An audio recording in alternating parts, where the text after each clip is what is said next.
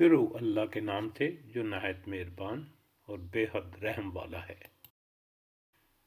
آپ اس میں کبھی کھڑے نہ ہوں، البتہ جس مسجد کی بنیاد اول دن سے تقوی پر رکھی گئی ہے وہ اس لائق ہے کہ آپ اس میں کھڑے ہوں۔ اس میں ایسے آدمی ہیں کہ خوب پاک ہونے کو پسند کرتے ہیں اور اللہ تعالیٰ خوب پاک ہونے والوں کو پسند کرتا ہے۔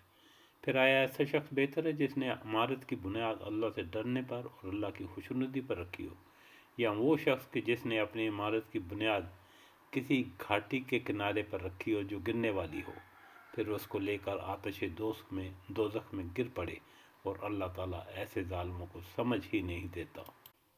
ان کی یہ عمارت جو انہوں نے بنائی ہے ہمیشہ ان کے دلوں میں شک کی بنیاد پر کانٹا بن کر کھٹکتی رہے گی، ہاں مگر ان کے دل ہی اگر ٹکڑے ٹکڑے ہو جائیں تو خیر، اور اللہ تعالیٰ بڑا علم والا، بڑی حکمت والا ہے۔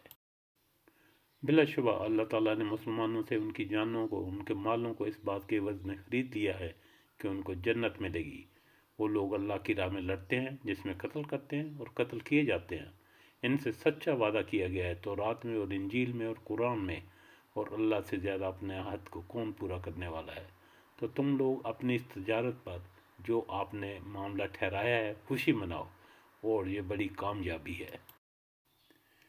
یہ ایسے لوگ ہیں جو توبہ کرنے والے، عبادت کرنے والے، حمد کرنے والے، روزہ رکھنے والے، یا راہ حق میں سفر کرنے والے، رکوع اور سجدہ کرنے والے، نیک باتوں کی تعلیم دینے والے اور بری باتوں سے باز رکھنے والے، اور اللہ کی حدوں کا خیال رکھنے والے ہیں۔ اور ایسے مومنین کو آپ خوشخبری سنا دیجیے۔